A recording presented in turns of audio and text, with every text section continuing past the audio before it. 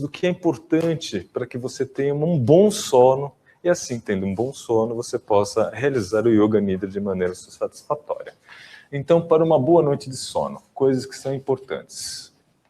Primeiro, saúde física. Não precisa ser nenhum gênio para entender isso, né? Que se você estiver gripado, você não dorme. Se você estiver com alguma doença que te cause dor ou desconforto, você não dorme direito.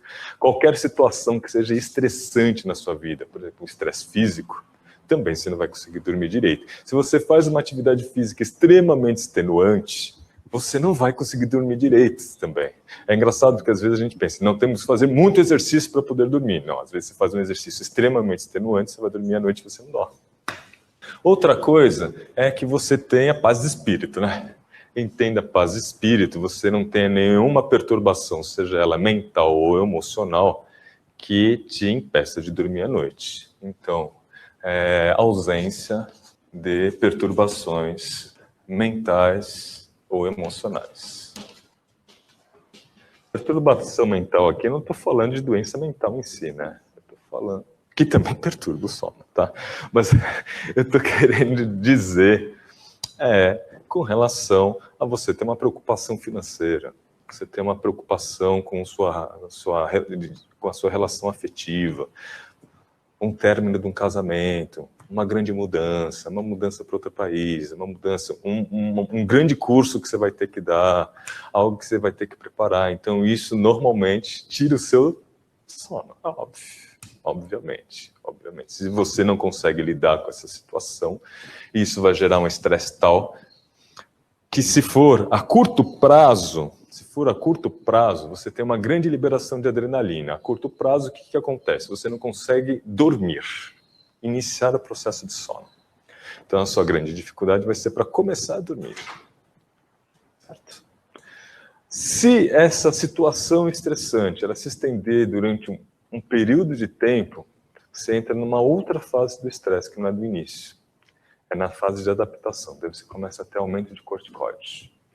Nessa fase que você começa a ter aumento de corticosteroide, você consegue dormir, mas o sono não é revigorante. E o que acontece é, de madrugada, 4 horas da manhã você acorda. Independentemente, se for dormir à meia-noite, 4 da manhã, pim. Certo. Ou seja, você vai deitar para fazer o seu Yoga Nidra e não, vai apagar, vai perder a consciência. Tá? O terceiro fator é a realização de atividade física moderada, tá? É um fator aí que pode ajudar você no seu processo aí de dormir, de conciliação do sono. Ok? Joia. Conta. Microfone. Tem algum tipo de atividade física que ajuda mais ou que atrapalha mais, assim? A questão não é a atividade física, a questão é a intensidade dela, ou a ausência dela. Então, uma pessoa que tem um trabalho extremamente estressante faz atividade física nenhuma, que está sedentária, ela possivelmente vai ter dificuldade de dormir. Mas okay? Uma atividade física muito intensa também vai atrapalhar.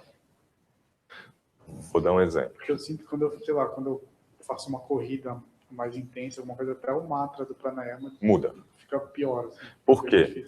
Porque quando é extenuante, o que acontece? Você não tem um condicionamento que é capaz de suportar aquilo, o organismo, para manter aquela performance, ela vai abrir mão de uma substância química. A substância química é essa, adrenalina. Ok? No que ele abre mão da adrenalina para que você consiga manter a atividade metabólica a fim de sustentar aquela atividade física, automaticamente isso vai agir no seu corpo. Eu vou dar um exemplo da minha esposa. Minha esposa, ela tem o hábito de nadar. Então, eu estava nadando para ajudar no condicionamento físico, mas estava fazendo um treinamento que é o treinamento mais tranquilo da academia. Daí o professor percebeu que ela tinha jeito e falou, eu quero você num nível a mais. Daí ela subiu para esse nível a mais. E era nível para treinamento para competição. Mas era demais para ela. Então, o que acontece? Ela termina o treino morta de fome, ela termina o treino com enxaqueca, ela termina o treino à noite tentando dormir, não conseguindo. É isso que acontece. Então, a questão não é... Por exemplo, se eu faço um treino de asana normal, não me dá nada. Se eu faço um treino de asana muito puxado, à noite eu tenho desconforto, eu tenho dor no corpo, tenho dor nas articulações, e aquilo não me deixa dormir. Ok? Tá. Então, a questão não é o tipo de exercício, mas é a intensidade. E lembre-se que a intensidade ele está sempre relacionado às seguintes questões. O indivíduo, aquela pessoa, a intensidade da atividade e o momento dela. Aquele momento. Tá certo? Essas três coisas elas estão correlacionadas.